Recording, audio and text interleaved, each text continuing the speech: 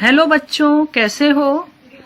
जैसा आप सभी जानते हैं कि इस समय कोरोना जैसी वैश्विक महामारी फैली हुई है और हमारा घर पर रहना आवश्यक है। पर हमें इस समय का दुरुपयोग ना करके सदुपयोग करना है तथा घर पर रहकर ही अपने अध्यापन का कार्य जारी रखना है। इसलिए आज मैं सरिता भाटिया आपको कक्षा 8 की हिंदी की पुस्तक वसंत में पाठ 6 भगवान के डाकिये नामक कविता इस वीडियो के माध्यम से समझाऊंगी। आइए अब कविता पढ़ते हैं। आज की कविता का शीर्षक है भगवान के डाकिये, जिसके रचयिता हैं रामधारी सिंह दिनकर, जो प्रसिद्ध साहित्यकार और राष्ट्र कवि के रूप में विख्यात हैं। आइए सबसे पहले हम कठिन शब्दार्थ समझ लेते हैं। महादेश, बड़ा या विशाल देश। बाँचना, पढ़ना। आंकना, अनुमान लगाना। सौरभ, सुगंध। पाँख, पंख। आइए अब हम कविता का भावार्थ देखते हैं। भगवान के डाकिये। बच्चों, डाकिये उसे कहा जाता है जो हमारे प्रियजनों का संदेश हमें लाकर देता है।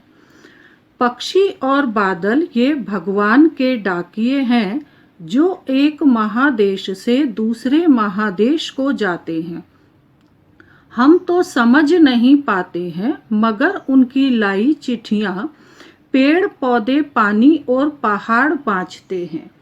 इन पंक्तियों में दिनकर जी ने पक्षी और बादलों को भगवान के डाकिये या संदेश वाहक बताया है, जो एक देश से दूसरे देश में स्वतंत्र रूप से जाते हैं और ईश्वर का प्रेम, एकता, सहयोग, सद्भाव तथा विश्व बंधुत्व का संदेश पहुंचाते हैं।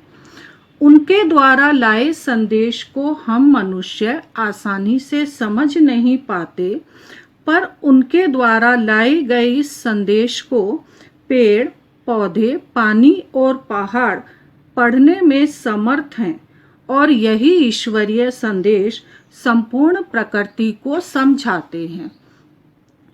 हम तो केवल यह आंकते हैं कि एक देश की धरती दूसरे देश को सुगंध भेजती है और वह सौरभ हवा में तैरते हुए पक्षियों की पाँखों पर तिरता है और एक देश का भाप दूसरे देश में पानी बनकर गिरता है। इन पंक्तियों में दिनकर जी बताते हैं कि हम तो केवल यह अनुमान ही लगाते हैं कि एक देश की धरती दूसरे देश को प्रेम, एकता, सहयोग तथा सद्भाव रूपी सुगंध भेजते हैं, पर पक्षी और बादल इस कार्य को सफल भी बनाते हैं।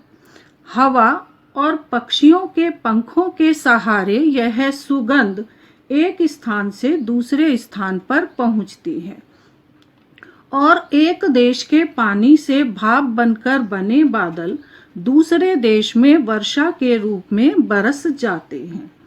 बच्चों, इस कविता के माध्यम से दिनकर जी हमें संदेश देना चाहते हैं कि जिस प्रकार प्रकृति किसी बंधन में नहीं बंधती तथा किसी प्रकार का भेदभाव नहीं करती, उसी प्रकार हम सबको किसी प्रकार के भेदभाव को न मानकर विश्व बंधुत्व की भावना को महत्व देना चाहिए। बच्चों, मुझे विश्वास है कि आपको यह कविता भली भांति समझ में आ गई होगी। जल्दी ही दूसरी कविता के वीडियो के साथ मिलते हैं। घर पर रहिए, सुरक्षित रहिए। धन्यवाद।